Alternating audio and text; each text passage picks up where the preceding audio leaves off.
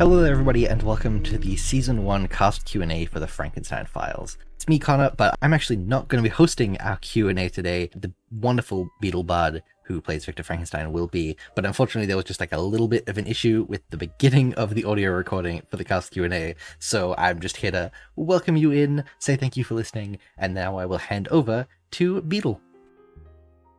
I am one of your co-hosts for this evening, Victor Frankenstein, but more so known as the Seller of Wares, aka the Beetle Bard.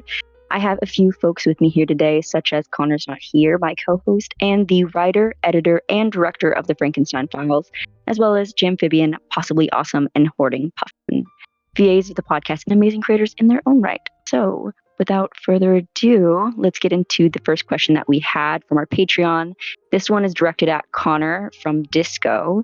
And the question is, from a storytelling perspective, how do you balance the original source material with your own additions/changes? And is there anything particularly challenging about that? Or has it been relatively simple?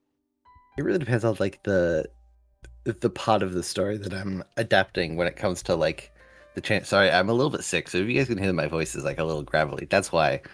I think I'm not the only one in the cast who's a little bit You sick, are not so the we're only all one who's gonna sick, we're my all man. gonna be dealing with it. Woo! But like from a storytelling perspective, it really depends on which aspect of the story. It's been easier balancing the things that are happening with Victor than the meat of the Frankenstein retelling has been relatively easy to balance out. I think because we've really extended and fleshed out the part of the novel that it's adapted from. Realistically, in terms of like what we have adapted from the original novel so far, it's only like 4-ish chapters of like 28 across the first 12 episodes, and so there was plenty of room to sort of bulk that out and balance it. When it came to the sort of bow storyline and sort of the framing narrative, that was a little bit trickier because so much of it is original, but still building off the core of the framing narrative from the original story. Finding a way to build that out and expand that in such a way that it can counter and balance and run parallel to the core adaptation in a way that doesn't feel distracting, in a way that doesn't feel unbalanced has been difficult. Mm-hmm. And I think especially in season 1, getting to focus on the survival aspect for Bo and drawing upon that idea of being sort of stranded and trying to get out and piecing together the mystery in the background has been really helpful. And I'm looking forward to season 2 because we now also have Georgie in the picture that gives sort of this other perspective and this additional layer of like interaction that we can have with the original material. Yeah, and I also think that like you just have such like a deep love for what this story is saying and like where the story came from, and also for Mary Shelley in general, that like at least from how I've been watching you work through this, like a lot of her life in small aspects have been like embedded into the original portions, which kind of make it feel like paying homage to or just showing like such like a level of respect throughout even the original parts that you like hold for her. And I think that's like it's really incredible. Thank you. I definitely try because I think that like as much as I love the sort of legacy of what Frankenstein has become in terms of this modern myth that is so evolved and removed from the original story, it's so impossible to remove Mary Shelley from like the core and the heart of what Frankenstein is. Mm-hmm. And I wanted to like leave space for that and work with that within the story as much as I could, because as much as it's weird to say about like someone who lived 200 years ago in such a completely different way and whose story has sort of lived on this long, it feels in the reading of it like such a deeply personal story Mm-hmm. to Mary Shelley as the author, and I want to like acknowledge that.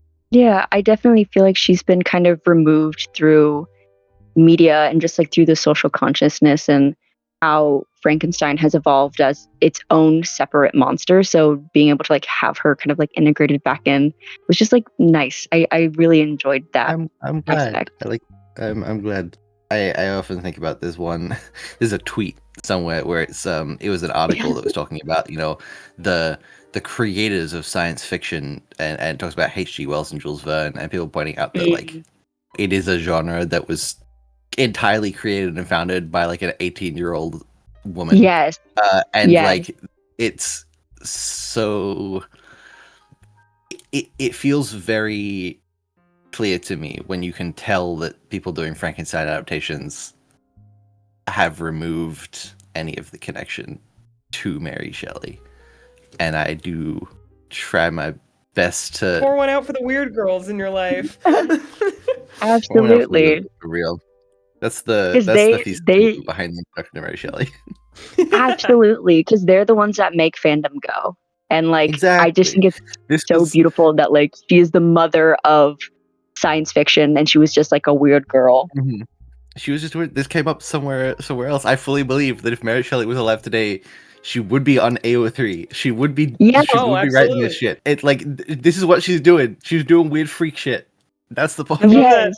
that. Have Yes. you seen that meme? I think you sent it in our Discord before, Connor, where it's like people arguing over what Mary Shelley would think of like different Frankenstein Yes. adaptations. And then there's just the image where she's like, Mary Shelley, if she was actually here, I really like Monster High. I am quite fond of Monster High. She would. I agree 1,000%. But kind of going more into, I guess, the voice acting area. Hi, voice actors. Hello. So We can bounce over to me and I can ask you guys this if we wanted. yeah. I'm gonna ask you questions back. Otherwise I feel like I'm not contributing to my own show.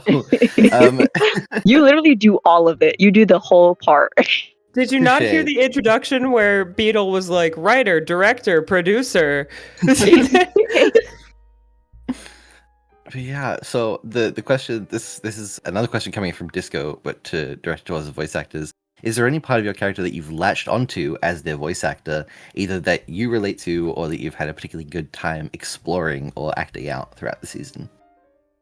For Bo for this season, it was just like a challenge as a voice actor to really try and get in that stream of consciousness style like writing or delivery, because obviously I'm reading a script, so it's not thoughts that I'm having. So really trying to, I have pictures of my scripts that I've scribbled all over them, trying to like summon where each consecutive thought comes from in Bo's head so that I can kind of follow that train of thought to reproduce that stream of consciousness kind of speaking to a recording to nobody, to myself. The entire season was a struggle and was really fun to kind of get inside Connor's head and get inside Bo's head to make sure that that delivery felt somewhat realistic.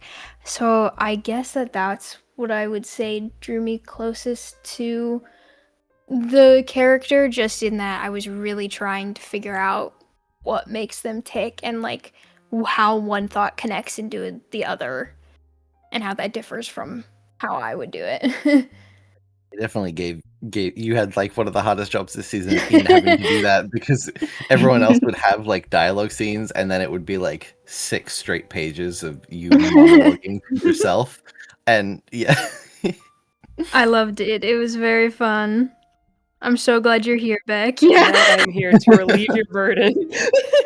You can bounce off me. Yes. I think now, to be fair, I have not had as much time with Georgie as Jamie has had with Bo or Puffin has had with Christopher.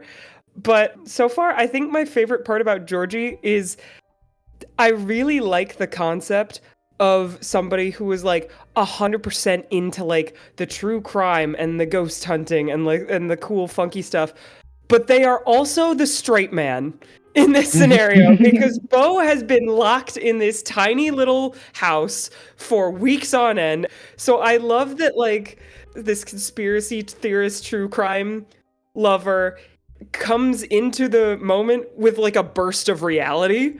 And I think that's really fun, and I'm having a lot of fun being the character who's stumbling into this when it's already halfway through, and having to be caught up by this person who looks absolutely insane to anybody who hasn't been in it since the beginning. So yeah, I'm having fun being a sarcastic little bitch who's looking at their best friend and going, "Do I need to bring you to a hospital, or are you, or this isn't normal, my friend?"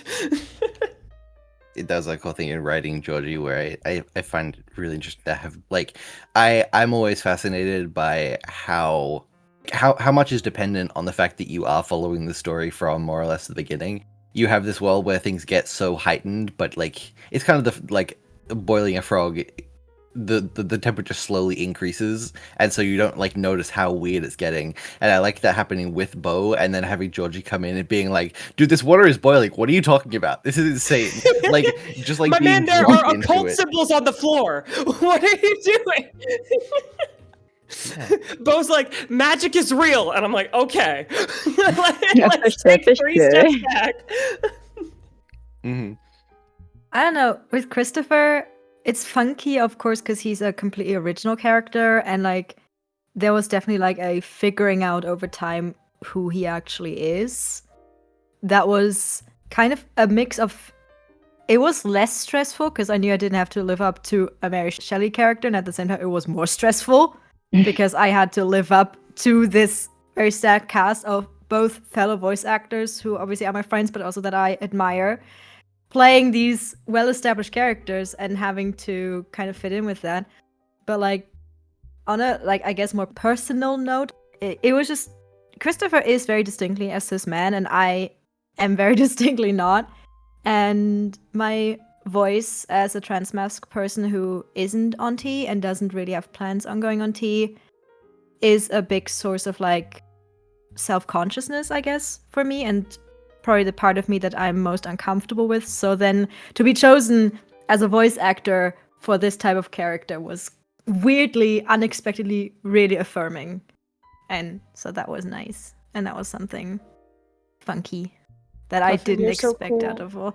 Meh! Don't do that! Puffin, you're so We cool. think you're so cool. You're so neat. I love what you do with Christopher. He's such a little guy. He's such a guy. Cries.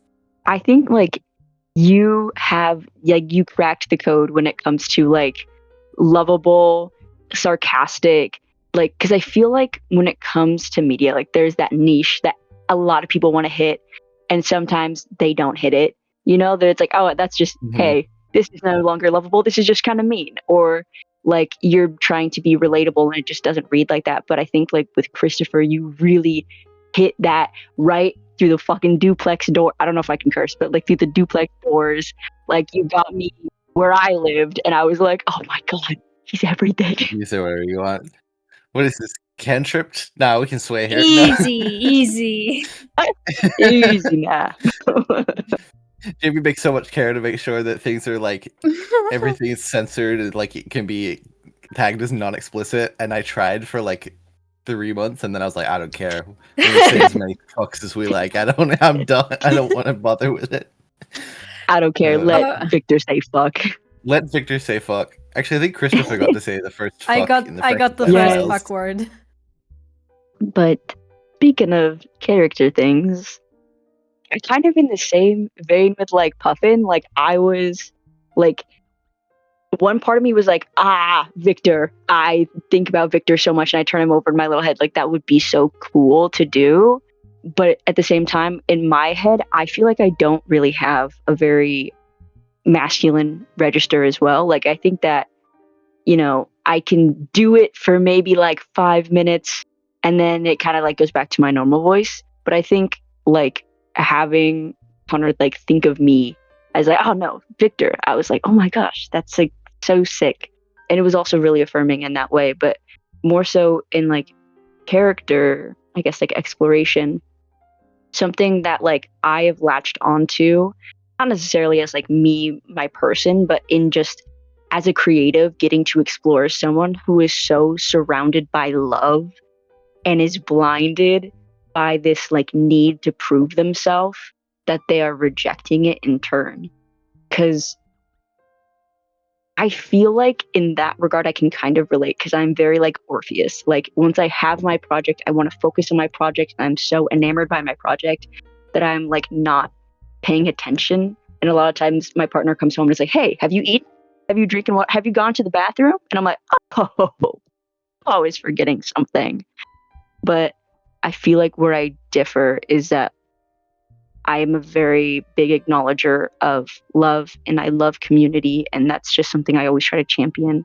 And so like being able to like look at this character and say, wow, this is like a weird parallel of who I could be if I didn't have more care for life, like my life and like the life of others around me rather than the life of my project. I think has been really interesting and very like rich for me to explore. The next question is from Luna on Patreon, and also sort of slides up against another question from an anonymous patron, and that is, what has been your favorite part of recording the project, and what is the silliest blooper, alongside the other question of what's one of your favorite lines from the show, and do you have a favorite blooper? I have a favorite blooper. I know what your favorite I have blooper a is going to favorite be. blooper. Go, Pookie, I have a go. favorite blooper. Connor thinking that Fight Club ended with 9/11. It's so Yeah. bizarre. You're never living that one down. You're Not. never living it down. It's so I'm not. funny. Yeah. I don't even know how we got there, guys. We were talking about I don't movies. remember. And we were talking about Fight Club, and Connor just goes, "Isn't that the movie that ends with 9/11? You know, the film that came out in 1999?" Yeah, I can't live Yeah. that one down. Listen, he's That's not why. American. They're not American. I You know the think- thing that all I think Americans it's know okay. about Fight Club. Yeah. Yeah. But yeah, do you have a favorite part of recording the project? I think I really just like recording the project because it is just because we're all friends. It is just like a fun time recording with your friends, and let it be known, every time we get on to record, we always set aside an hour, and it ends up being like 3. Yeah. Because we end up yapping about so much Yeah. other stuff because we just like each other's company, and we like Hee-hee. talking to each other. Mhm. So, like, maybe that's a little inconvenient for timing reasons, but it just is like a really fun time to just like get together with your friends and like do this fun project together. And also, I like ad-libbing. Mm-hmm. Jamie and I get to You do brought a lot of ad-libbing to Georgie, and it's so fun. Jamie and I get to do a lot of ad-libbing because Connor writes that like we have to cut each other off, so we like keep a line going for like Well, 4 what or did you 5 say that words made me longer. laugh so hard? You were like AI Oh. bullshit. Oh, yeah. Yeah. I there thought was you were In the going to say middle of a take. it's slippery out there. Yeah.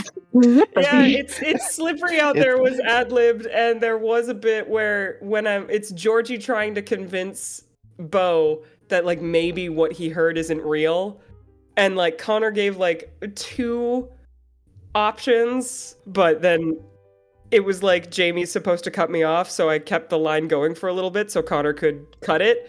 And I think what I ended up said was, or it could be that AI bullshit. Or something. Very funny. Because like I tend to write a lot of like characters' voices trailing off or like characters being cut off and things like that. And for the most part, for most of the season, you guys were like stopping where I'd cut it off, because normally when I do that, I allow like a couple extra words or lines that in the edit I will like overlap and cut off. And so I like do that kind of thing in post just because like I don't want to put the pressure on you guys to like have to ad-lib and things, but Beck came in just off the bat ad-libbing stuff, and so I then had to like I ended up like extending a lot of that dialogue because some of the shit that Beck was saying was just really funny, and I just wanted to keep it in. I No, have a it's really weird good. little mind that just goes off. I think one of my favorite bloopers has definitely been Onondaga. Onondaga! Onondaga. I forgot about that one. So I don't know Beck, if you Beck weren't here is yet. yeah. Beck wasn't here. um, This was early. This was like episode Yeah. 2. Oh my god. Mambu was reading out a line, and for some reason, because I remember Connor was like, "Can someone look over the script?" It was like 3 a.m. when I was like doing the last little tidbits, and so I looked it over. I'm like, "Yeah, that's good," because there was a line, and I was like, "I don't know if this is a reference to the book that I'm forgetting, and I don't want to seem uncool, so I'm just gonna not reference that at all. And then it came up, and Mambu was like, and then I Onondaga. It was just like It's really funny. weird like key smash typo. Like, and for some reason it was capitalized, so it looked like a proper noun. And that's, like, and that's why Beetle was like, yeah, I guess that's a thing that I just don't get. But That's a silly little nickname or something that I just don't know what it is. And then I drove like halfway across the country, and one of the things that I saw was Onondaga Falls, and I lost my mind. Or no, I think it was Onondaga Caves or something like that. And I lost my mind, and I sent it to everyone, and I was like, guys, it's real. did you have more in terms of recording? Favorite part of recording? I would say for the last couple episodes, like for the last 2 episodes, I had to go downstairs into my mother's closet to record, or else I would be screaming and crying in agony. And I also had to text my family group chat to be like, hey guys, if you hear me screaming and crying for help, do not come help me. I am fine. And I got like 2 thumbs up emojis. And my sister who lives in Montana was like, cool, thanks for the heads up. The Yeah. life of a voice actor. Please don't come in here. I'm not dying. I had to record in my car. Yeah. Isn't there a bit about Bo's dog tags and how Jamie records? Oh yeah. So yeah, it was just like a bit that like I've thrown around as my like little, I guess, headcanon. Sometimes in the background of takes you can hear Jamie's dogs kind of jingling in the collars, jingling around, especially earlier in the season when there was like 3 dogs in Jamie's room at any given time. And so the bit that I came up with was just that Bo wears a bunch of jewelry, and that you can hear their necklaces clinking every time they record something. It's not like a serious, like, this is canon. It's just like, it's funny. I appreciate Hermes it. is our official Foley artist. Hermes deserves credits in all of our projects because he plays Leica's barks, and It's and true. I've used him in cutscenes and things. Everyone kind of already took my answers for best my God. blooper. What was the other? No, in a good way, in that we all have the same answers to that question. Favorite part of recording the season? Honestly, I really liked the last episode with Beck, but it was just so different from what I've recorded the rest of the season that I think I literally always talk shit about never having an actor to bounce off of, and I need you to know that I'm Yeah. kidding, Connor, and I had No, so I much know. fun working with Bo. But I did have a lot of fun in the last recording session getting to bounce off of Beck. It was exciting. I think, yeah, just recording wise, obviously it's just a lot of fun interacting with Beetle, and it's just a joy working with someone who is someone I hadn't worked with before, I hadn't talked to ever before, and it was just fun and a real joy. Also, something that's like indirectly a thing of recording is I love Connor's director's notes. They make me laugh. Like, there's just I've semi-joked about how I want to make shirts for the cast that's just like their character name and a character, like a director's note. Especially like I think like for Victor I was like, it's just like Victor in parentheses gay panic or something. We had That ones was that gay one. panic. Beautiful. And I think for Christopher, I had how the specific way you described him realizing how uncomfortable he made Victor with pointing out the thing with the creature's genitalia on the like graphics, and him like backpedaling and being like, actually, I don't want to hear this. But the way you described that just killed me. I really love those. Also, not a blooper thing, but I like Connor's little yippies. For some reason, those make me laugh so much. At the end of every take, I come back and I go, yippee, slay.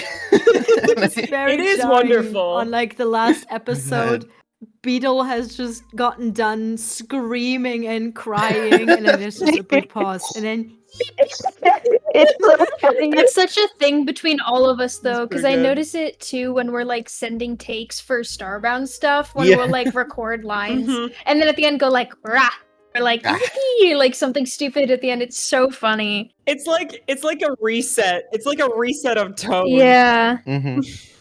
It's like, all right, the serious sad is over. Time to be back into the silly mode. Let's go. In terms of like my favorite part of the project, it has been just like getting to work with so many of my friends and like being able to share it with my friends who are like so incredibly talented and like amazing voice actor wise and creative wise and storytelling wise, and to be able to bring them in and have people like be excited about the project has been just like really, really sweet and fulfilling, and just I like it a lot, and I'm very appreciative to everyone for like being a part of it. In terms of bloopers, I feel like there's also a bit of recency bias, but God, 9/11 Fight Club is up there. 9/11 Fight Club is up there. I want to do honorable mention to Look, Scott. It's just every time Jamie or Look, Beck would mess up a take, they would quote the Supernatural Looper. But I think if it's not 9/11 Fight Club, in the episode where it might have been the first episode that Art was in, which was also an episode that Mambu was in. Yes. And at the end of a take, Art decided that Henry could be an English boy. And then for like 10-15 minutes, everyone in the cast was just like, was that good, Mr. Director, sir? Mr. Director, Something happened to us. do I get another shilling, Mr. Director? And it's That's just, such an it just, art like, thing to do. happened to everyone, and it just infected everyone. And it was like an That's ongoing crazy. bit for like 10 minutes of being like, I live in a trash can, but it's my trash can. And Art was like such a delight in that recording. It was so fun. Runthian Ventura lives in them, and sometimes he gets out. And sometimes he escapes. But I don't know, Art's Victorian orphan is I so badly want to make like an animatic or something to that of just like the cast of Frankenstein Files being this little Victorian orphans. Yes, Okay, please. shout out to Connor, who has to wrangle our asses so often because Yeah. he's trying to As be if nice. Connor doesn't also need a fair I was amount of gonna wrangling. say himself. I use so many tangents. I yap so much, and it's a pain in editing. But yeah, moving on. With these ones are now coming from the public forum, which was thrown out to listeners on all of our platforms. So this one comes from an anonymous source, and they ask, why did you choose to retell Frankenstein specifically? Or are there any other stories you want to do something similar with in the future? I mean, in terms of why Frankenstein, just because I really love Frankenstein, and I have for like a really long time. I have always been obsessed with like monsters. I remember as a kid, I used to collect these little tiny figurines of different monsters and creatures from mythology around the world. And I fell in love early on with like the universal monsters and that sort of canon. And Frankenstein always like jumped out and stood out to me. And I read the book when I was probably like 12, 13, and I don't think I got it at all. And I just was like, I did it because I wanted to feel smart and say that I had read the book.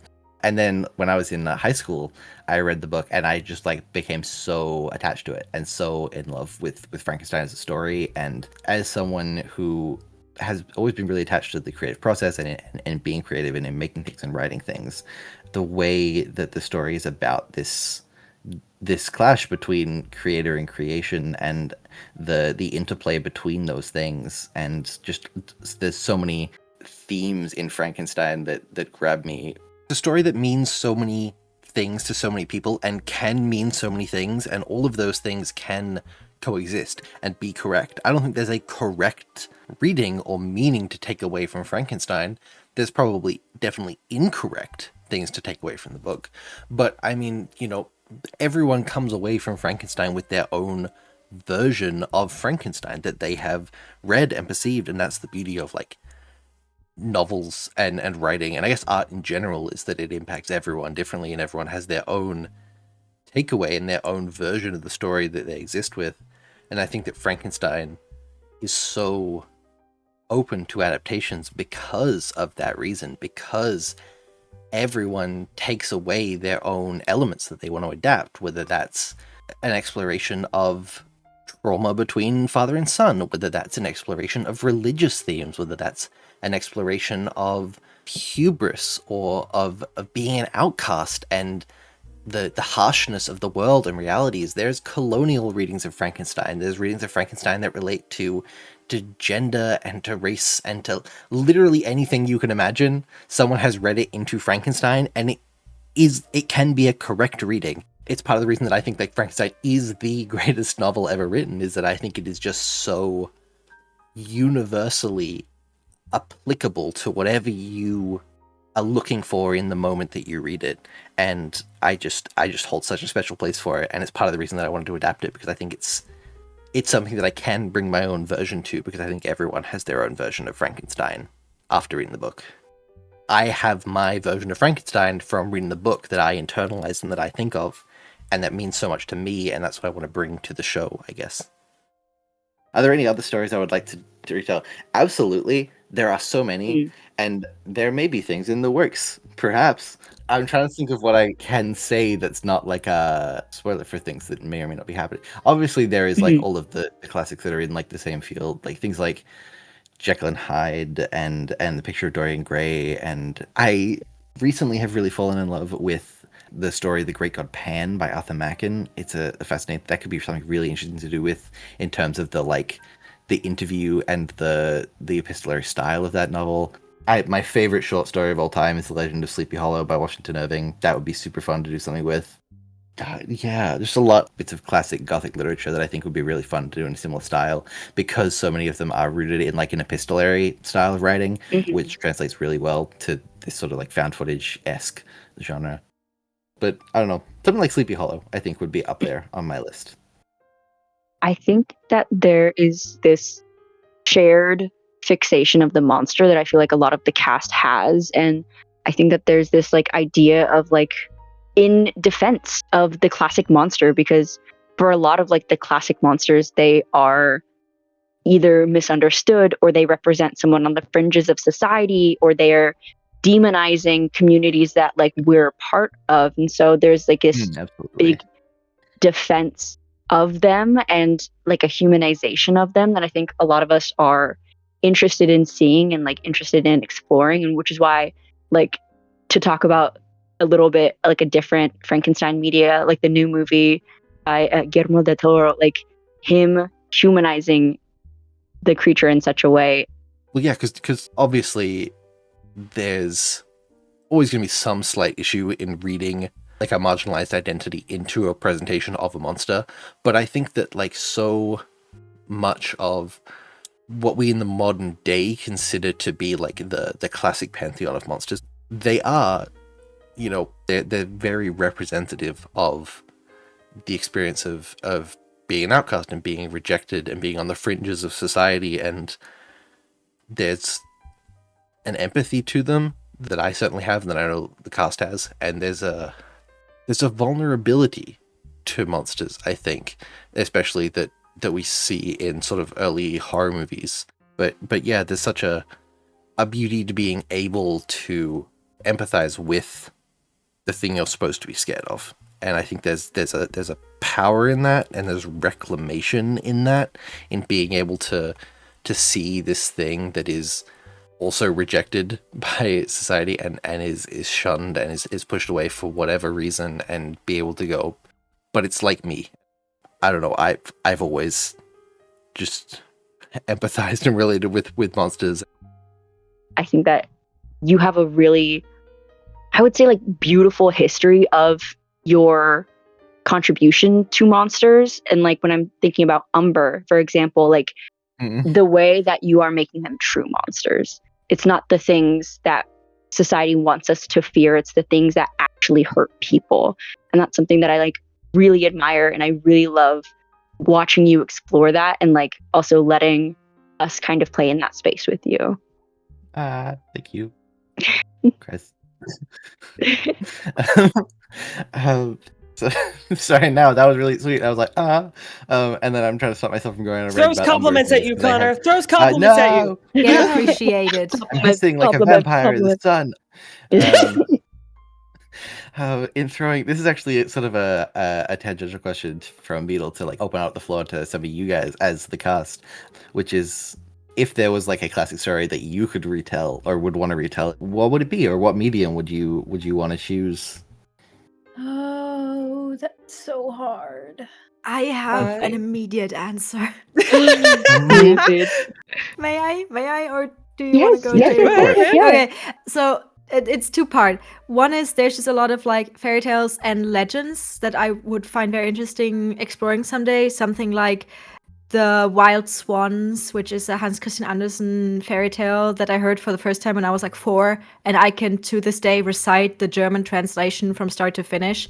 I am a big fan of the Störtebeker legend, which is a German pirate legend from the 1400s, and the Krabat legend, which is a German and Sorbian folk legend that has been retold in a very, very good book, but I feel like could be explored better. But my real answer, in terms of like an actual like classic story that's more internationally known, is The Mask of the Red Death. I am absolutely obsessed with The Mask of the Red Death. I read it for the first time when I was like 15, 16 or something. And I immediately knew if I had like unlimited just money and connections, how I would turn it into a full-length movie. But I would need the kind of money and time and connections that like a Del Toro type person has to do. I have it so clearly in my brain. I know it frame per frame how I would do it. I just don't have the means. But the second best one is I do have thoughts on how to turn that one into an audio medium thing. Which is not, I can't, which you lose some of, my favorite part of that book is there's this, there's this visual detail of several color-coded rooms, and obviously an audio medium doesn't give you that. But that was like something that was really striking to me whenever I first read it, and that's where that brain worm came from. If I had unlimited resources, I would make that movie. Because there's a movie, but it isn't as good as I want it to be. Not to say that it isn't great. Vincent Price is incredible in it, though. Shout out Vincent Price. It is. I really, really love the film. It is like I need that to be clear. I just have different thoughts. In other words, if you donate to the Patreon, we can fund Puffin's like Edgar Allan Poe adaptation. Fund Puffin's Stretch goal. Give us $7 million, please. And Puffin will give you Mask of the Red Death in theaters on screen. I have kind of a silly answer and then kind of a slightly more serious answer. My silly answer would be I would love. Okay, so Pride and Prejudice and Zombies was the biggest disappointment I've ever felt from a film. And I really like Pride and Prejudice, and when they first were like, we're gonna do Pride and Prejudice and Zombies, I was so fucking excited because I thought it would be the coolest thing in the world, and then they did absolutely nothing with it aside from, oh, every scene gets interrupted by zombies, and then like Wickham is ridiculously cartoonishly evil.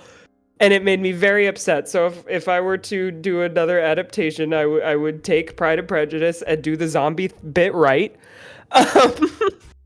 Because that was one of the biggest disappointments I've ever experienced in a theater.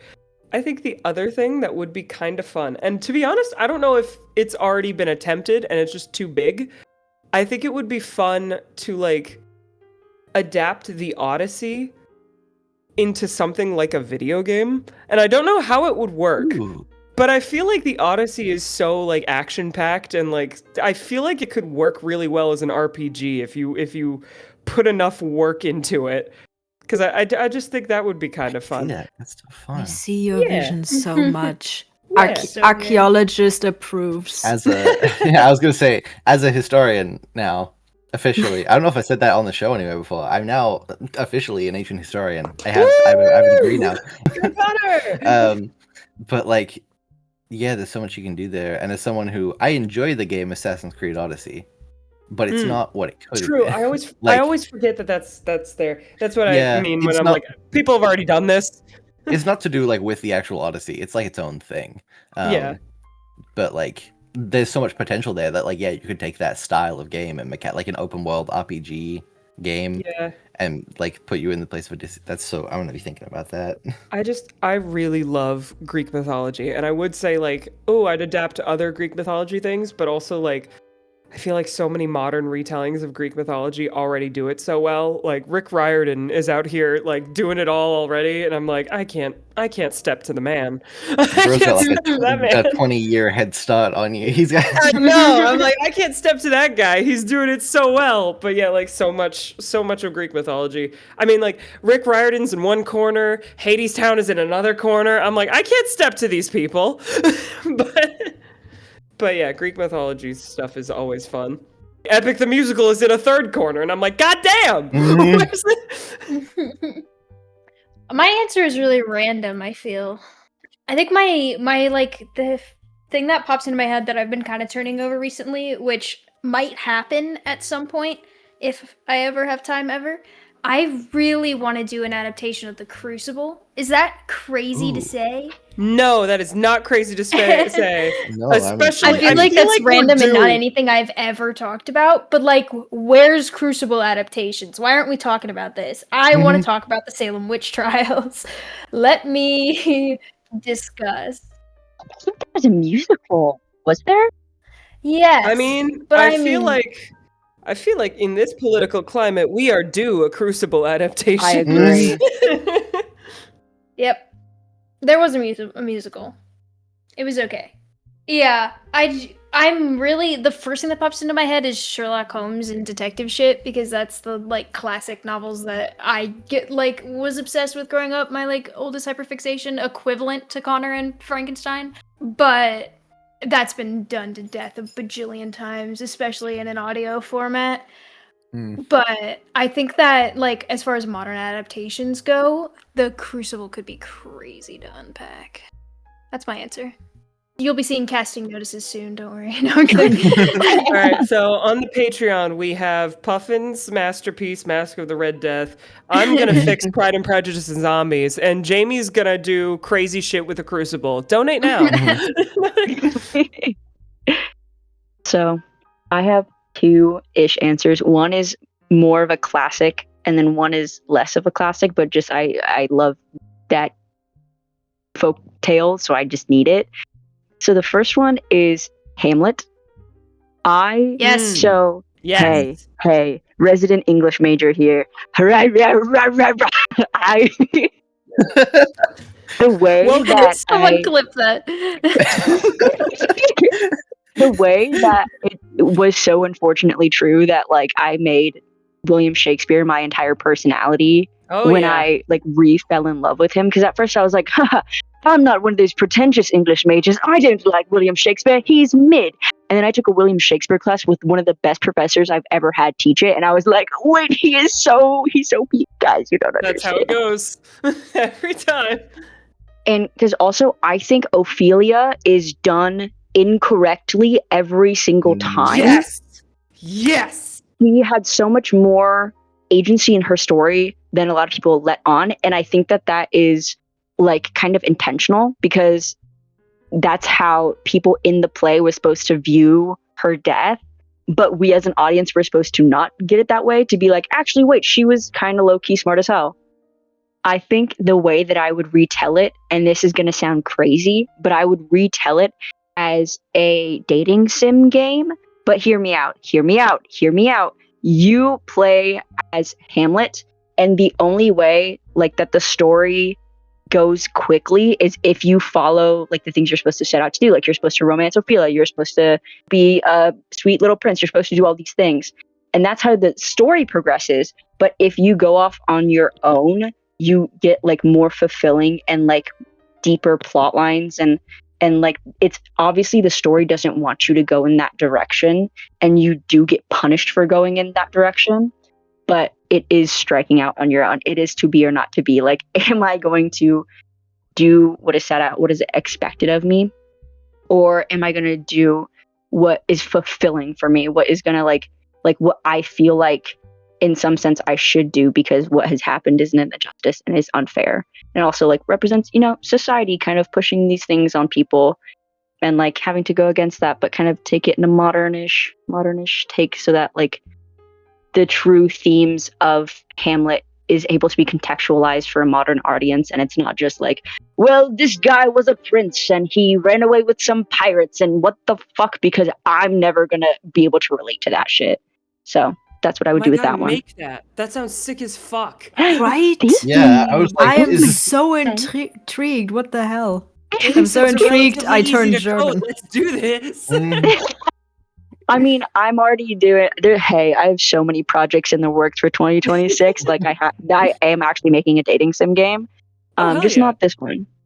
It's a little monster cafe thing. It's very cute. Because kind of going back to like the love of monsters, I take the monsters. I say these are all the people on the fringes of society. So what does it mean for monsters to make community with each other? Anyways, we can cut that bit out. I don't want to.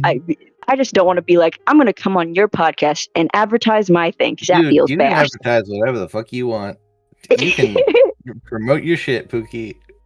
The second thing I would love to like redo is La Llorona, because Sandra Cisneros did a perfect, brilliant short story called Women Hollering Creek that kind of examines La Llorona in like a modern context and what it means to be a Mexican woman crossing the border with this man who's supposed to promise you everything and then being trapped and being stifled and being silenced, and seeing La Llorona as a figure of empowerment and like opening your mouth and screaming and being seen and being known and being heard and escaping and being a symbol of violence to patriarchy, but being a symbol of like freedom for women. So I would love to do some sort of retelling because La Llorona is just someone who is so near and dear to my heart. Like Connor did essays on Frankenstein. I did essays on La Llorona. She is, the way that I love her so deeply, I would love to do something with her. So that is my answer for that one. That's sick as hell. You are so cool. I love all of your thoughts. Connor, there's a question for you from Kronos about Frankenstein and how was adapting Frankenstein into a modern/queer retelling, especially in terms of scripting, as Kronos says, they are a scriptwriter trying to get their act together for their own podcast. I mean, I feel like, I don't know, I feel weird giving like advice in terms of writing a script for your own podcast because I don't feel like I'm doing it. I'm new. Shut in up! this You're space, amazing. man. Thank no. you, but I'm not like a professional. I just do it here. But my advice Legally, for that is, you're that a is true. professional, dude. I You guess make that's money. You true. are legally. You are actually. Yeah. That is true. I pay taxes for this. That's true. I guess my professional advice is just do it, man. Like I've been stewing on this for ages, and I wrote the first pilot script, and I took it to Jamie and Beetle, and I was like, "Do you guys want to help me record this pilot?" And then we got to the first recording, and I was like, "Hey, actually, this is bad." And you know what? It's allowed to be bad. You're allowed to do a draft one because no one's gonna see the draft one. You can just write the script, and then you can do that, and then you can fix it. And then I fixed the script, and it turned into this. And I really like how the first script ended up. But in terms of like, how was it? It was interesting because like I think, there are obviously challenges that come with it being a modern adaptation in that we live in such a drastically different existence than Mary Shelley did and that the original text exists in. Right? I brought this up when Puffin and I did our sort of like Christopher breakdown chat episode where like the idea of a college student having this like townhouse that he lives in by himself and can use the entire attic to spend 2 years building a monster and nobody notices is like, that's not a reality that we kind of live in anymore. Like, we had to work around that. And, that's kind of the reason that Christopher exists is because if you're a college student in the modern world and you go and you live on campus, you have a roommate. There's someone else that you have to live with. And the realities of like, going to college and having the culture shock of like moving away to college sort of thing.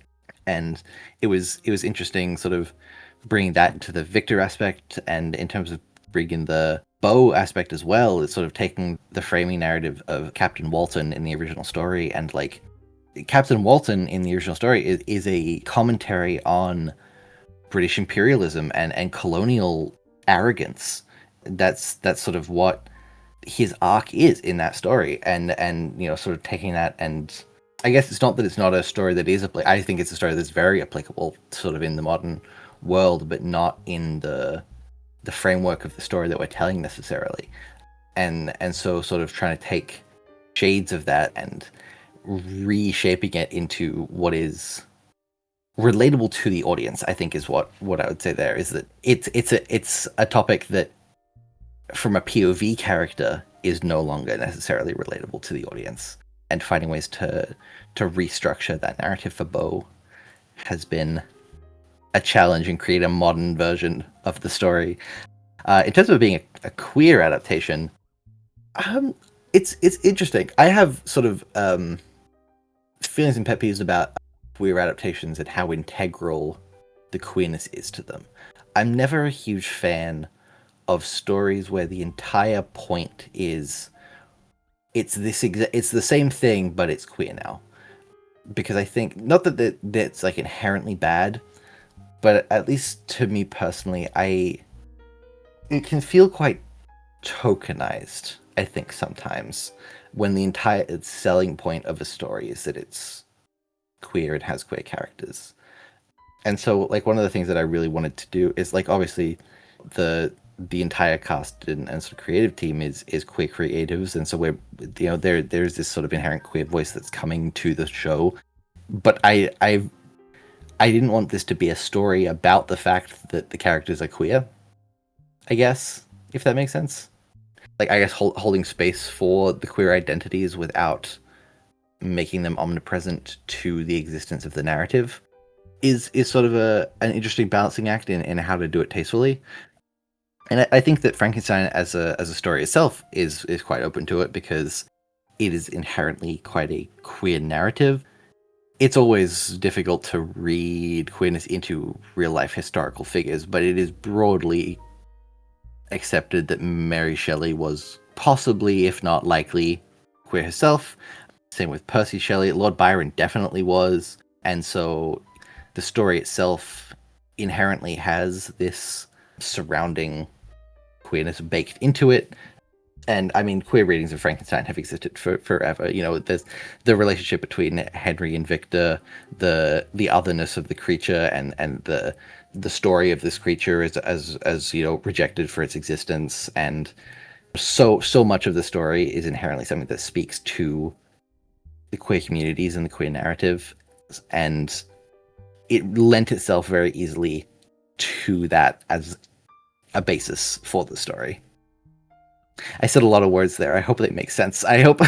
No, they do. I was just thinking about how, I know we talked about this a little bit when it first started, that we didn't want to label this as like a queer retelling of Frankenstein, Yeah. because it kind of, it really just doesn't speak to what it is, because it's not a queer retelling of Frankenstein. It is Frankenstein as kind of what Frankenstein represents, like adding the people that it spoke to the most and putting them in like the actual text instead of it being in the subtext. Yeah, the way that I've sort of been, that in my brain that I think of it is it's not a story about being queer, it's a story in which the characters are queer. Yeah. Which is a very distinct difference to me. And that's sort of, yeah, that thing of like, I was sort of hesitant to come off the back and be like, this is a queer retelling, because, and there are some places where like we've discussed it in that manner, because it's not an inaccurate way to describe the podcast, but it's, I don't like, you know, I'm not going to sit here and be like, oh, it's wrong to label shows like this. Yeah. Because it's like, it's not, I don't want to like demonize that in and of itself. It's just not necessarily what we were going for with the adaptation. In terms of like writing it as a queer retelling, because I feel like we lean very much into like the labeling of the show, which is not necessarily what the question's about. Like I said, it's inherently an adaptation that really opens itself up to that, but it's also something that like evolved over the course of the show and deciding like what, like how we want to like introduce things and how I want to write that into the story. And there are things that are more queer elements that definitely weren't there originally, but that came to be part of it. You know, things like the relationship between Christopher and Victor, whatever you necessarily interpret that to be. Even things like, you know, Bo being non-binary, using they them pronouns, I don't think was part of the original pitch at all. It was something that sort of evolved naturally as the show went on. So funny to me that it was not defined until like halfway. It wasn't defined. Yeah, it was just a thing of like, Well, because no one like addressed Bo. Like there was no Yeah. one to. It was only Bo referring to themselves. Bo was alone in a room. He was alone in the room. Bo was a concept, and at one point, I think when I was in the US, Jamie was like, "Does Bo have pronouns?" And I was like, "I don't think there are any confirmed." I think I looked at you and went, "Can Bo have they them pronouns, please?" And I was like, "Yeah, for sure. I don't see why not." Like I. That would be a little silly if like Bo was alone in the house and it was like me, Bo, they, them extraordinaire. There. I was going to say, in terms of like writing as a query telling, that is something that I try to stay away from. Is I don't love when you just have a character sort of announce into a scene or conversation their sexuality, gender identity, pronouns. Like there are definitely like ways you can like write that in. I'm like, I'm not saying that that's not a thing that ever happens and that doesn't work, but it felt weird, especially with a lot of the characters, because we're getting like a peek into these characters' lives, like. Victor and Henry and Elizabeth like know that about each other. Like they're not gonna say that necessarily. I don't look at my friends and go, "Hi there, my non-binary friend. How are you today?" Actually, I might start doing that. Actually, that's really funny. Please start doing that. Oh, they're mine, but, like- binary friend. It's been an interesting way of writing the show and finding the balance between the audience knowing this about the character and having it be a canon thing, because I don't want to lead into like a queer baiting, like, are they get what is it? Who know? I'll never say. Like, no, they are. Yeah. The characters are queer. Like, but it's a show not tell thing, is what it comes down to, I guess. I want to be able to show it without having to have the characters turn to the camera and announce that, I guess. Sorry, I have a lot of feelings. I have a lot of thoughts and feelings about this, but like, it's a really fascinating question. But yeah. I think it also generated like a really good conversation in this queer space, especially Yeah, like absolutely. if there are people who aren't queer who like listen to Yeah, the Frankenstein Files. I think like also hearing this point of view and kind of like getting an understanding of like, oh, okay, like this is how I can speak to that community instead of speaking like down to that community, but kind of circling the idea of adaptations. Are there any existing Frankenstein adaptations that you really particularly like or have been an inspiration for this one? And that question is from Ash. Oh boy. Thank you, Ash. Gee, I wonder what Connor will talk about. Okay, in this one. I'm gonna be so. I actually probably not the one that you're thinking of. I will say, it wasn't like an inspiration for the show necessarily, because it didn't come out until after we finished the season. But the recent Guillermo del Toro Frankenstein is incredible, and I do adore it. It is like a phenomenal film. I have seen people being like, "Well, it's not a good adaptation of the book," and I have my very strong stance of an adaptation does not need to be exactly like the book. If I wanted a story that was exactly like the book Frankenstein, it exists. There is a version of Frankenstein that exists like that. It's called Frankenstein and the Modern Prometheus by Mary Shelley, and it was written in 1818 and has existed for 200 years. If I wanted the book Frankenstein, I would read the book Frankenstein. I'm fine with adaptations being a little different. There is one element of the Frankenstein Files that has been directly inspired by the new movie. I just really love the way the Guillermo del Toro adaptation handles the injury to Victor's leg. I don't know. I feel like there's especially in the face of the creature being this inhuman presence, having Victor's very mortal sort of fragility highlighted in the consequences of his own actions. Not necessarily like losing a part of himself in the creation of the creature, but there being this sort of physical exchange. That's a good word. Thanks, Beetle. There being this sort of exchange between Victor's own physical form and the creatures. It's something that I really thought was fascinating. I haven't seen done before. It was always planned, the finale scene of the Frankenstein Files, that Victor would sort of be crushed beneath some of the beams and sort of fall out of the barn as it's on fire. But the lasting consequences of that being a wound to his leg that's an ongoing sort of injury and an ongoing disability that Victor has to like cope with throughout the rest of the show is something that I found really interesting. Not going quite so far as to have the amputation that's in the movie, but definitely like something that I have sort of latched onto as a concept from that film. In terms of other adaptations, I absolutely adore the James Whale movies, the 1931 Frankenstein and the Bride of Frankenstein, which I think is 1935.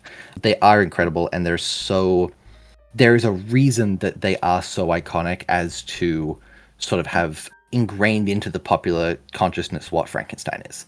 They are, outside of Frankenstein itself being such an iconic story from the get-go, such an iconic adaptation of that it's hard to separate the two. And I don't necessarily think that they need to be separated, because as much as it's not the original story, it is Frankenstein. It is what that story means to so many people. And the films themselves are incredible. If people haven't watched them, and I get that like they're not like super available, and like they are like such old movies, and sometimes like older black and white movies turn people off. I would highly recommend them. They basically work together as a single film, but they're so good. And the way that James Whale, who himself as a figure was like such a revolutionary figure as this incredibly prominent, openly gay man in early Hollywood, brought such a sense of vulnerability and interpretation, I suppose, to the creature and to the way that those stories are told. It's so good, and there's so many little homages to that in this adaptation. Everything from, you know, there was even going to be a point that the lab that they were going to make was going to be in a windmill, but it just felt really weird and out of place for a modern adaptation. So we switched it for the barn, but like the barn burning down is a reference to like that original movie, and the burning down the windmill. Things like the brain that they harvest for the creature comes from the dropped Easter egg of Mr. Whale, because the idea that the last piece of the creature existing in this modern adaptation comes from the mind of the man who brought Frankenstein into the popular consciousness is, I don't know, something that I really like from a writing perspective. But yeah, those original movies are great. I have a soft spot for the film Victor Frankenstein with James McAvoy and Daniel Radcliffe. I haven't seen it since I was like 12, so it's probably really bad. But I enjoyed it at the time, and I haven't seen it since. So a caveat on that one. But honestly, the biggest inspiration for this show is a really weird niche thing that I will go on a little bit of a rant on. There was a web series called Frankenstein MD. It was produced by PBS and Pemberley Digital, which was a like web series production studio, I think founded by Hank Green.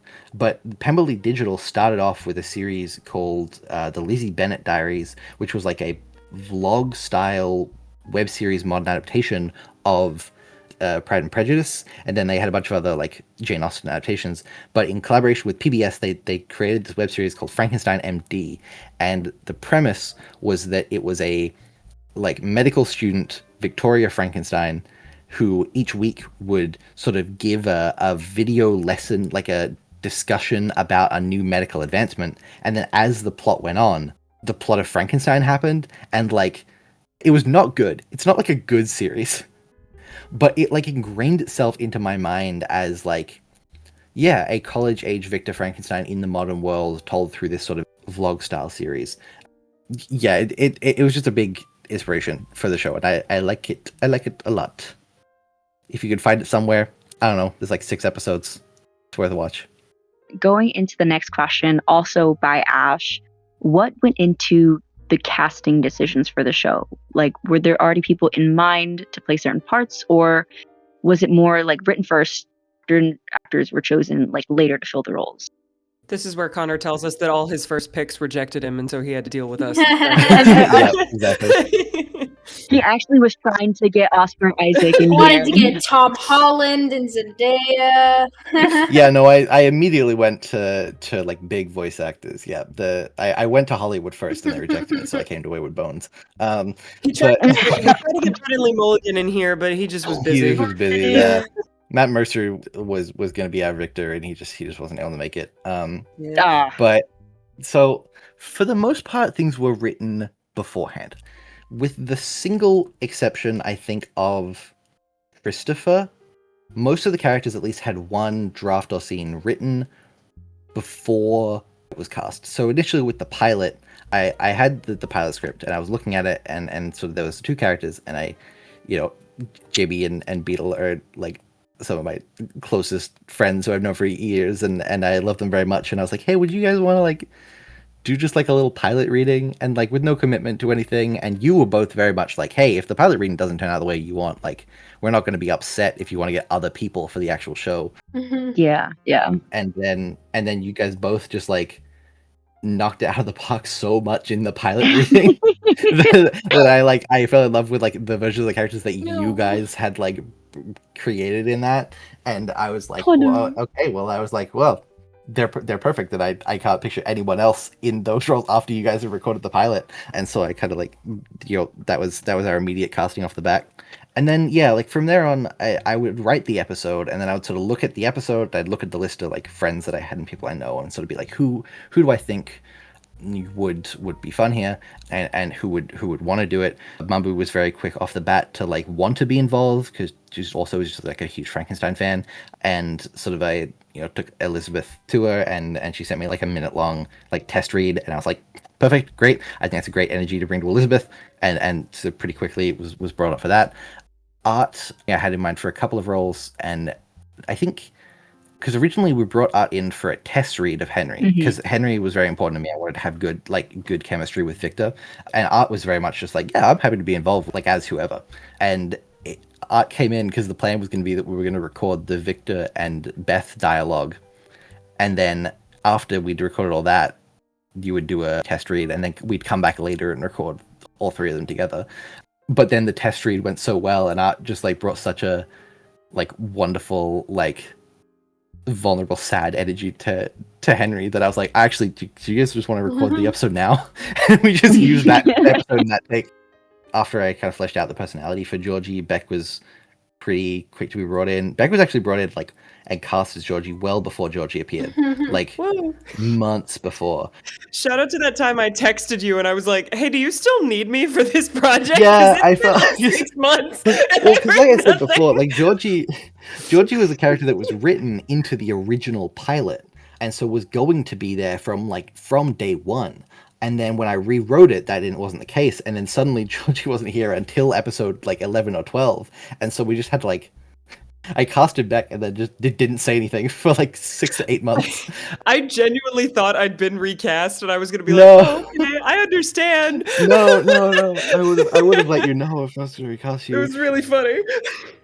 And then the exception to that is Christopher, where because Christopher was an original character and was sort of so up in the air on what the character was going to be, that I sort of had this vibe and this idea, and I took it to Puff, and I was like, hey, I'd love to like have you as a character in the show. There are these two options. Actually, Puffin was also potentially in the running to be Dr. Kremp, because it was like I didn't want to pitch to Puffin, oh, here's this long ongoing character that you have to commit to. So it's like, if you only want to do like one episode, here's this other character. Or I have this roommate character who's not very fleshed out, but he's like a little sort of like taste, like what I think the character is going to be. And Puffin chose that one, and I sort of like, great, so we'll go with that. And Christopher developed sort of alongside the performance that Puffin was giving in terms of like personality and how that character came into being. But so mostly things were written before I brought anyone in, because I was always sort of everyone like made it very clear as well that they were like, hey, if I do a read and you don't feel like it's right, you don't have to like include me because I'm your friend, which I very much appreciated. Question for all of you guys from Beetle is, if you were cast in the role that you are currently, do you have another character you would have liked to be cast as? I think it'd be fun to play Christopher. Now you say that, and I'm like, I immediately I need to hear at some point what your take on him would be. We should do an episode where we all swap characters and like redo an episode. You're gonna say, oops, all Christophers. Oops, all Christopher. But I feel like it'd be so like skewed now though, because now like my view of the characters is so intertwined with y'all that like I feel like I'd just be trying to like replicate your performance no matter what I did. So like it'd be hard to like go in with a blank slate with my own interpretation of any of these. I feel like characters. Christopher is like such a character. Like I said, like Christopher was a character that really changed and evolved as the series went on. I feel like if Jamie was Christopher off the bat, Christopher could be such a different character. Yeah. Yeah. No, that's why I'm saying like I would have. Interesting. I want to have access to that alternate reality where Jamie was Christopher instead. I'm like that question was on there and I read it and my eyes just went big and I had like I was thinking about it so hard that basically I had steam coming out of my ears like that one skit of the Swedish chef on the show. I don't think I have an answer for that one. I'm like, I don't know. I've read this book so many times. I could not tell you what other character I would want to play. Mhm. I don't think I could pick one. Because like the thing that was already said, like every character that we've heard so far is so intertwined with who plays them. I think let's all take a shot at being the monster. That's what I was gonna say. There was a part of it at one point because I didn't know this is I guess a casting fun fact because I'm playing the creature now. We've sort of locked that in. That was a very last minute decision comparative to most of the other casting. Just because it was not like I didn't want to be in like as a voice in the podcast at all. I was just gonna take the director role and the writing, and I looked into it and there was a couple of names that I threw around, a couple of different interpretations. I did consider like potentially offering it to Beetle. At one point I considered offering it to Daniel, who voiced Professor Kremp for us. At one point, I considered offering it to Olive, our friend Olive Mothmoon, because there was an interpretation I had of the creature, with the creature being this much more like soft-spoken, like lighter, sort of what they've done with Navi in Starbound SMP. That vibe of like this is someone who is so new and innocent and naive to the world, and how that like. The way they presented that, but I think that I don't know. I ended up going in a different direction writing wise, and that didn't really make sense. But like that was an option there. And so eventually it got to the end, and I was like, well, I suppose I could like do an open audition, or I could like hire a voice actor. But the issue with that is that the first thing that we have for the creature is that it's just like an episode where it's just the creature like grunting and kind of like moaning and like making breathy heavy noises, and for those of you at home, and then that's like there is nothing worse than having to do a scene that is all like fight grunts or pain grunts, because pain grunts especially pain grunts especially. And there, I put a space so you could cut this out if you want to. There is such a fine line between pain and porn, and it sucks to listen to. Yeah. It's weird to record, and it's weird to, especially with the knowledge of like having to record it and then send it to someone else, and it's just that. But even like, just being in a call alone with Connor. That's the thing where I was like, that's so much worse. Oh my God. And because like again, like I guess this isn't really spoilers for season 2, but like the creature's not going to speak for like the creature will speak, but like not for a little bit, because I have to learn to speak, and I'm like, I can't in good faith hire an actor and then bring them into a call for like 2 to 3 hours and be like, I'm just gonna sit here and can you just like get up real close to the mic and like kind of I'm like what the fuck am I gonna say? Like I said we should all take around as a monster as a bit. That actually sounds like a nightmare. I don't. No, it was a nightmare. I did not enjoy doing the creature grunting thing. It was like the most awkward experience because it was. And then here's the thing: when I had to do it, it was just me sitting alone in the VC with the recording bot, just like making like grunt noises at a microphone, and it was the dumbest thing I've ever done, and I didn't. It was so weird.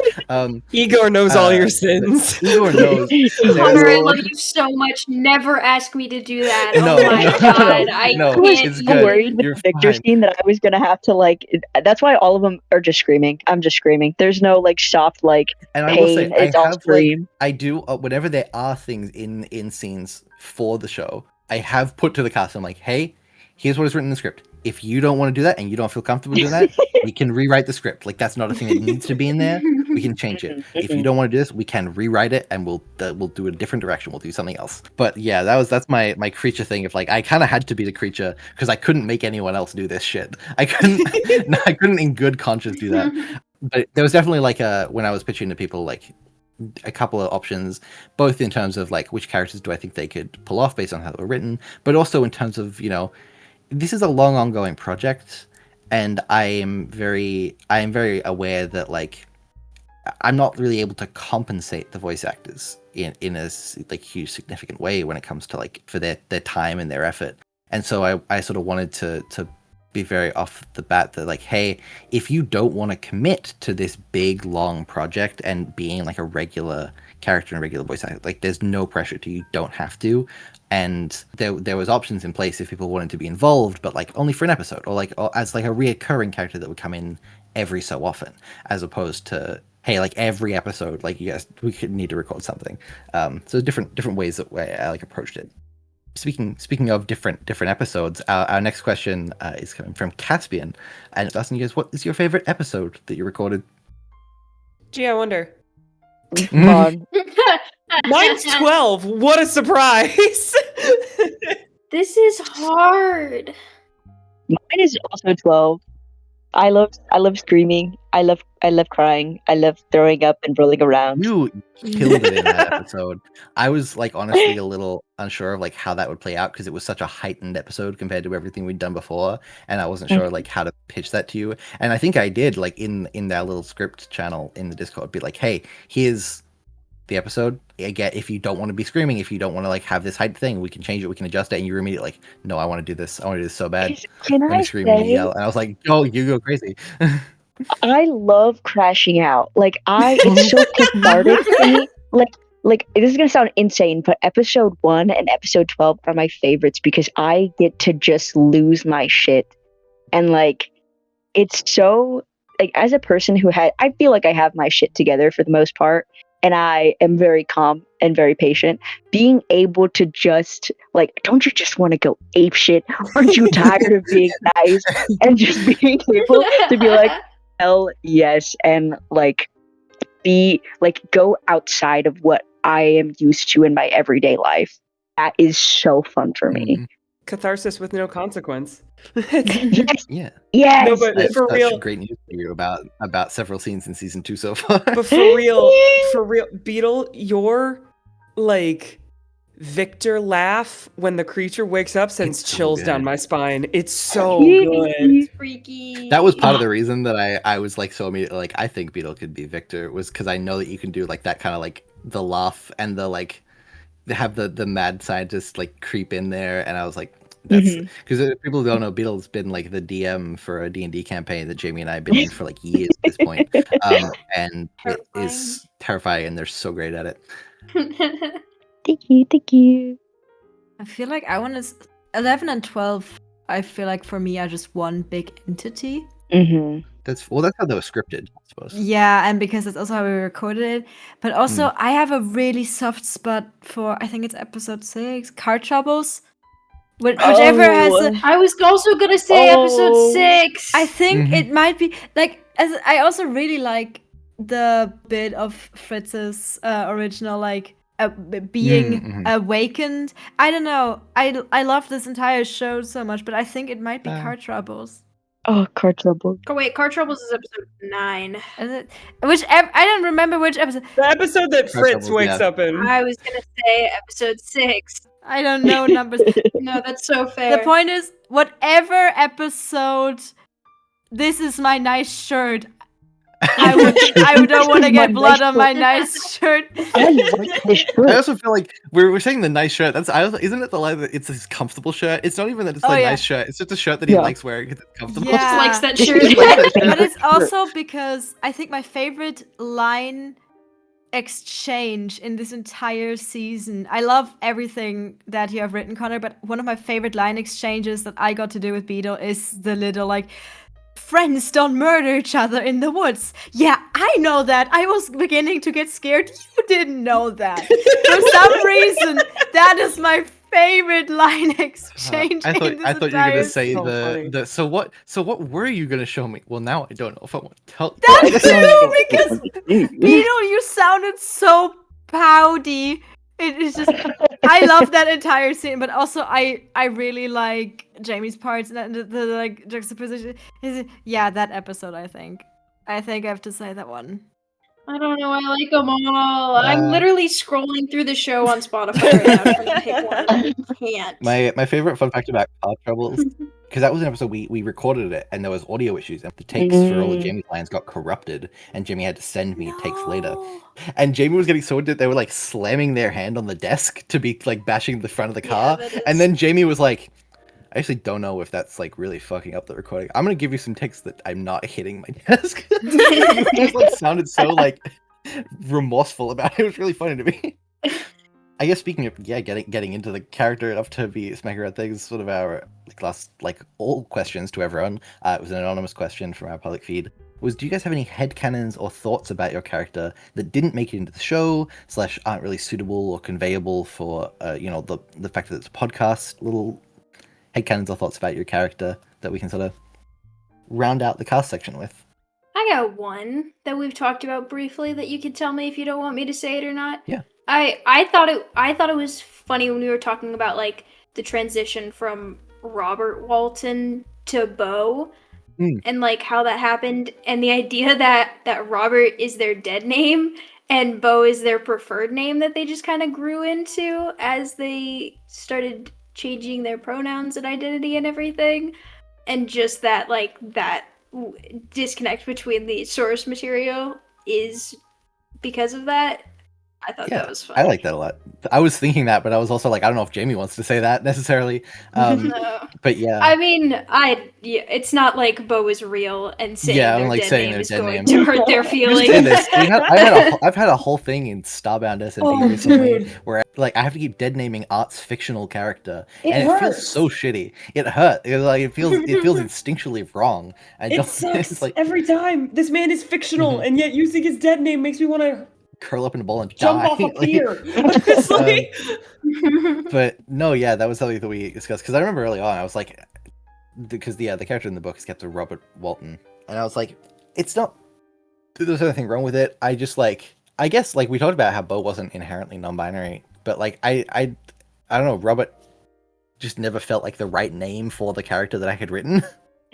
Robert pissing me off. I was just like, I don't know. They didn't feel like a Robert to me, and so I played around, and it ended up with Bo because it's already kind of a nickname for Robert, but it felt a little more. It felt a little more modern. It felt a little bit more gender neutral. It felt like a little bit more of a blank canvas to build on. Yeah. Could you imagine how different this show would feel if Bo rocked up and he's like, "My name's Bobby." Like, whoa, who are you? No, because I did think of it. Who are you? Bob or Bob. God. Bob. I'm so glad you went with Bo. What's up? I'm Bobby. How's it going? I have one that I don't think I've ever said, but it just lives in the back of my brain, and it has no bearing on the story. I just think it's silly. That's what this is for. Go for sure. In my mind, Georgie has purple hair. I love just that. in my brain. I love that. I've never said that to Connor or anything because it doesn't matter at all. I was like, it's just in my brain. This is important knowledge for me because I am actively doing an art piece of all the characters right now. So this is good to know. In a way that I can't describe, Georgie is so purple coated. She feels purple. I don't know why. They feel purple. Yeah, I'd never really considered it, but Georgie is purple. Georgie is very purple. Georgie feels purple, and maybe that's because I'm me and I'm purple. But Georgie, I picture them with purple hair, and for some reason, I feel like they've got a punk aesthetic going on, low tier punk aesthetic. No, yeah, definitely. Yeah. I'm just the leather jacket. I feel is an integral Georgie thing. I don't know why. It's just... For headcanons and thoughts about character, I think about I don't want because when we were talking about Victor's leg getting crushed in the fire, and also how Frankenstein is kind of we had the meme of it's impreg fantasy. Mm-hmm. But it's also impreg postpartum, and I think that one because I don't want to lyricize him gaining his disability, but I think that in the sense of in text and how I read it, it's very when women have a child, they lose mobility in their life. They are that was historically them losing the ability to leave the house because they are the one that is seen as the caregiver, and so having that physical manifestation of yeah, you are having the like mpreg experience. You don't get to just have like the, oh, I made the thing and then the blah blah blah blah. No, like it is a limit to you in the way that for like historically it was a limit for women.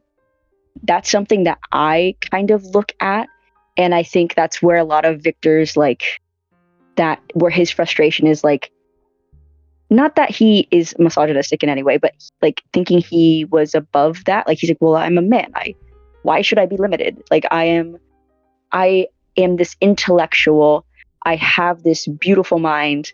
I am better than other people. I should have no limits. And like having the societal limit enforced onto him, I think that that's something that like I've been messing around with and I've been chewing on for a little bit. That's funky. I like that. Puts in my pocket for when I'm writing season 2. I feel like with Christopher, the problem is I have so many. I'm literally writing a whole fan fiction about it. So I don't want to name all of the ones. I don't know. I have a lot of thoughts about Christopher's. I've said this in the thing Con and I recorded all about him, but like he and Victor are such funky mirrors in a way to me, where they are both very obsessive characters, but the way their obsessiveness manifests is so different. And I think for Christopher, it is so focused on the concept of life, and that he has this incredible like awe and respect for anything living. I haven't had the words for it until now, but part of that like counter between Christopher and Victor is that I feel like Christopher is rooted in a celebration of life, and Victor is rooted in a conquering of death, like which like are sort of like the same goal, I suppose. Like realistically, you know, creating life through the postponing of natural death and natural decay, whereas a lot of Christopher's motivations have been this fascination with the creation of the life and the continuation, you know, the care of Fritz and the I mean, Christopher isn't going to get to see the creature, but Puff and I have talked about that thing of, you know, the reason that Christopher had to die in the fire is because there's no way that Christopher would be a bad parent to that creature. Like he's not the stepdad. He would be the dad who stepped up. He would be the dad who stepped up, exactly. Something that is what I'm writing in the fanfic. Yeah. I was gonna say in one aspect I did take Victor as like conquering death, but I also saw Victor as enjoying the spectacle of life. Yes. Not actually like living it, and not actually being like, oh, I like, you know, going outside and looking at the bees. He's like, I like I brought something to life. I brought this rat to life. It's old now. It's not the thing, you know? I say conquering death. That's not. I don't think that is like Victor's motivation in our adaptation as much as it is others. Where it's like I think that's, you know, sort of some of the inspiration stems from that, and we've explored Victor's loss like a little bit, and that's going to be like more focused on it later as the seasons go on. But no, definitely, I fully agree that it's not a celebration of. It's Victor likes the concept of life, I think. I've thought about before how Victor as a character is so shaped by characters who are sort of in love with life and have that very humanities focused, like capital R romantic, but like Henry and Beth and then again like Christopher. Henry and Beth are, you know, poets, and Henry writes stage plays and scripts, and they're these characters who are these very flowery and expressive and jovial and loving characters. And I think there's probably an extent to which Victor is almost trying to emulate that, but in the way that he's going about it isn't quite the same. It's an awe for life, but it's and all for the concept of life more than an actual appreciation for it, I guess. I don't know if that's kind of what you were saying. You're stepping over what you're saying. You're like... No. Absolutely. That's like absolutely what I was like. I 100% agree. It feels very, he feels very suburban to me, in the sense of like how suburbia came together as like a unification of like whiteness and like upper the burgeoning of the middle class and them making themselves distinct from the lower class. And like for them, the idea is like, oh, well, to show wealth and to show these things, we have kids. Like, it's not to have kids for the love of having kids and for the love of life. It's we have kids for a purpose. We have kids for status. And like Victor wants to create life, not to take care of life, but to have status, to like distinguish himself from other people. He's like, they are different. They are just fixing things as they break, and I'm making something that cannot be broken. Which might be a little too much, but no, I mean, hey, you can read whatever you want to with your character, Boogie. It is a very funky read. Offering it to you. I like it. I don't know if it's a headcanon or what we would consider this, but the Halloween costume thing that we've talked about before. We made a big deal in the episode that Christopher has this Halloween costume, and then we never say what the Halloween costume is. My headcanon is that he's dressed as David Bowie in the Space Oddity music video, because of like a weird running joke about Christopher being obsessed with David Bowie. But which leans into my secondary / silly headcanon, which is just, I think Christopher is a bit of a slut. Yippee! That's a thing. Good for him. Good for him. He kind of has to be, otherwise Victor would never have gotten anything.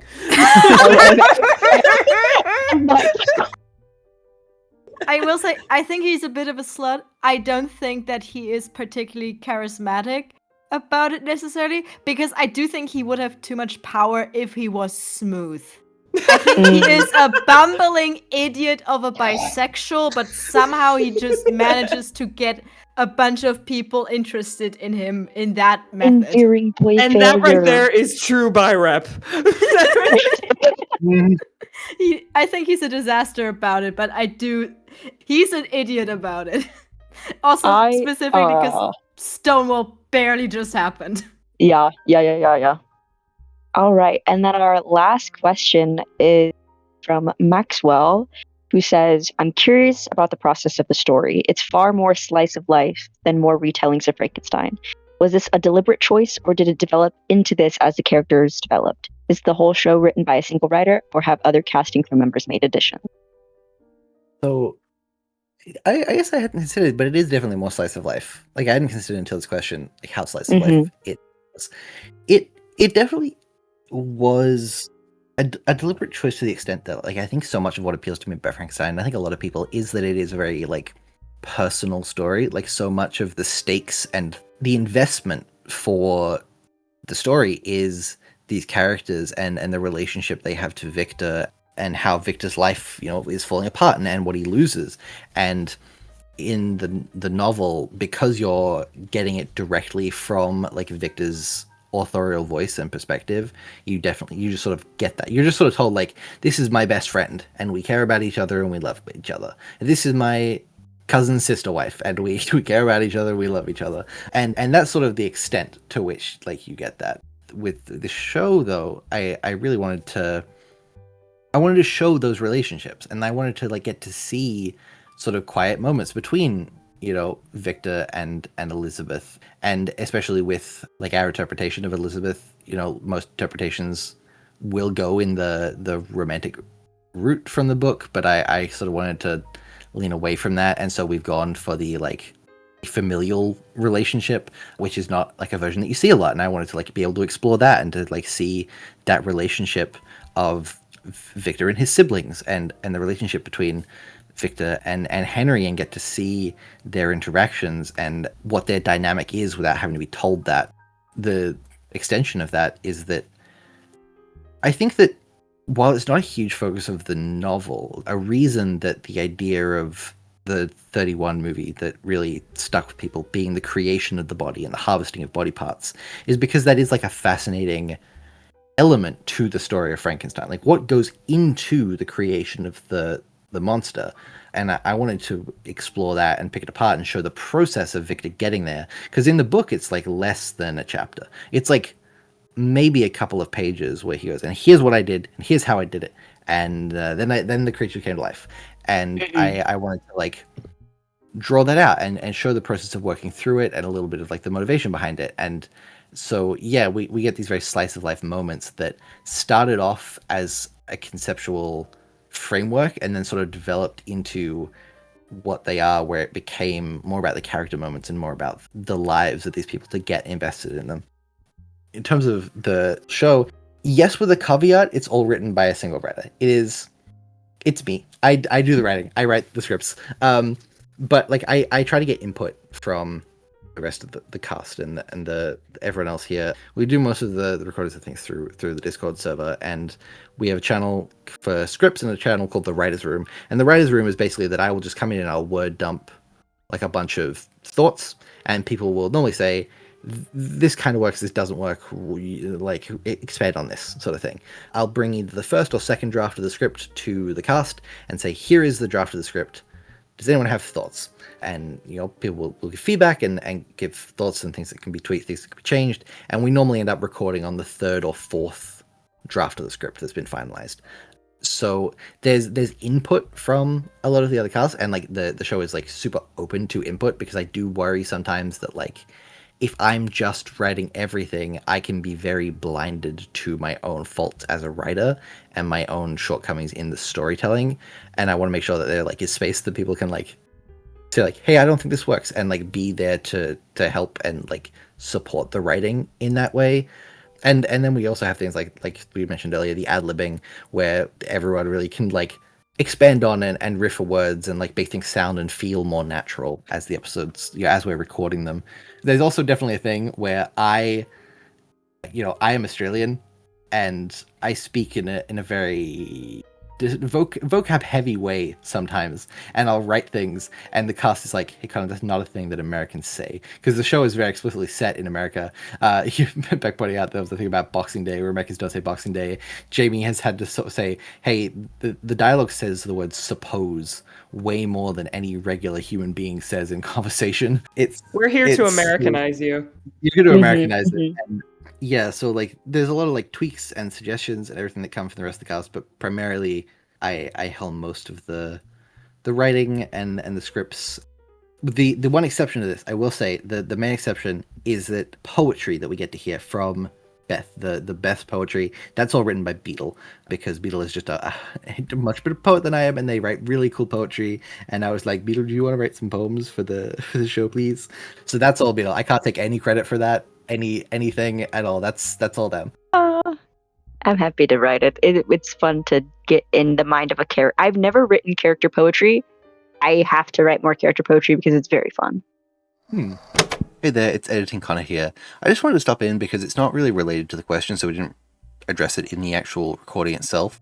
But I just wanted to say, in terms of like creative contributions to the show, I want to acknowledge the incredible theme song for the Frankenstein Files, which was composed and created by the uninformed Zenial, or Zenny, who is also a member of the cast. They play Justine Moritz and are just an incredible creator and musician, and I just want to like give them the credit here as well, because I think the theme song brings so much to the show, and I'm so appreciative for the work that they put into making that for us. So their links will be in the show notes, along with the cast who is here, in terms of Spotify and YouTube and sort of places you can find them. So go and support them if you can. Their music is really cool. I feel like I don't know how much it comes across, because I feel like when I talk about the show, I always do it with the we pronoun. I always refer to things that we're working on and we're editing and we're writing. It's all me. It's the royal we. I write the scripts, and then I edit the scripts, and then I direct the episodes when we come in, and then I edit the recordings, and it's mostly me behind the scenes, and not to be like me, it's my project, I do it all. Only Connor, me. you can say that because that is true, though. It's objectively the truth, buddy. Like, it's not you bragging, it's you like explicitly stating the truth. I know, but it feels like it's discrediting like how much life you guys bring to the project. But man, no, we just show up and read words. You have to do the rest of it. We place the garnish on the dish. We like do a little sauce lettering here and there. But you spent 7 hours in the kitchen, slow cooking things to perfection, and then we just showed up and been like, boom, parsley. You think we would be able to do anything if we showed up and there wasn't a script there? No. Oh Lord, I It'd be could a much try. different show. From the editing perspective, it's a bit that Jamie and I have joked about with each other. The fact that in the workings of our respective shows, we spend way more I time hang with our out with my friends than our friends friends. so much more than they hang with me. Yeah. Because it'll be like a typical session recording, like we said, will normally be like 2 to 3 hours. And then we'll normally have 3 to 4 recording sessions per episode. So there's normally like 9 to like Yes, but you also have also, to. but I That's yap a a lot. lot Like, of yapping. yeah, like I'll cut out the yapping, like at but like I least still have to 50%. Yeah. I still have to edit that yapping out, I guess. No, but I'm saying that, like, I don't know. No, Don't. yeah. It's not that we are hard at work recording for that entire time. No. It's also just we make it fun for ourselves. We is make a it lot fun of for the ourselves, time. exactly. Yeah. No, yeah, but it'll be a thing of like, yeah, I'll end up with like 14 hours of raw recordings. But you guys will probably get to hear a lot of the apps and things. There's one more blooper special for season 1 that'll come to Patreon. That is from episodes 9 through 12. But I think that is like wrapping up our last question. I feel like we can probably start to wrap up. We have, speaking of recording times, been in here for considerable amount of time. But do you want me to do a little outro? If you want to do a little outro, I was just gonna say thank you so much to everyone who's like listened to the show throughout season 1 and has been like supporting the show. This has been a project that, like I said, I've like had stewing in my mind and like been working on and thinking about for years. And then we've now approaching almost a year of the show being in production. I think the first draft of the script I started sending to people at the end of November 2024, and so like it means so much that like the show has gotten to this point and that we're able to do like little cast Q&As where I can yap with my friends about the thing that we made together. And so I just wanted to say thank you to everyone. Yeah. If you want to do a little outro because you did our intro, Beetle. Yeah, of course. I want to echo that. Thank you. I fear that this one might be a little bit long, but I feel like there was like a lot of really great questions from our audience. So we appreciate everyone that sent something or even commented or has rated the show or shown us any amount of support. We appreciate you all so much. And I also want to give a special shout out to our Patreon members that will be read out by a probably editor, Connor, because I don't have the list of Patreon members. Hi there, it's Editing Connor. I'm so sorry that I sound like this. I mentioned in this episode that I am sick and I have not gotten better. It has gotten worse. But I am here to nonetheless say a special thank you to our patrons.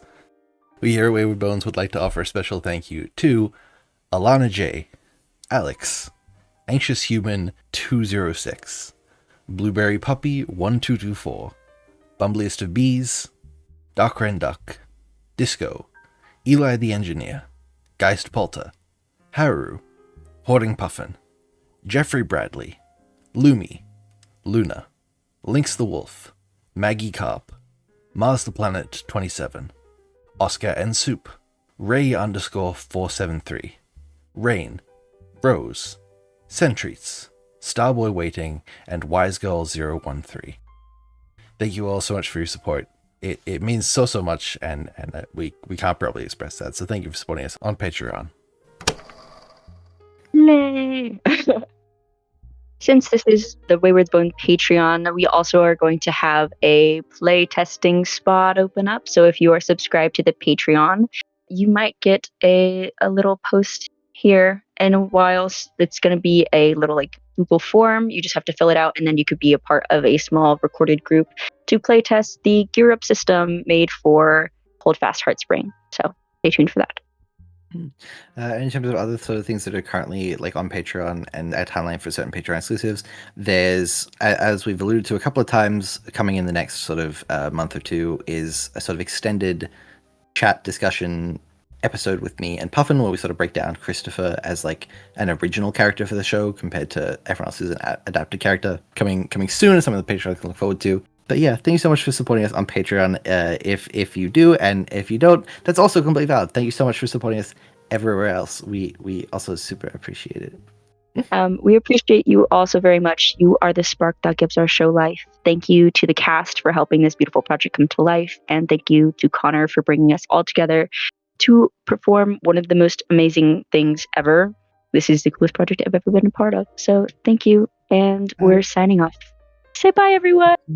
Bye. Bye.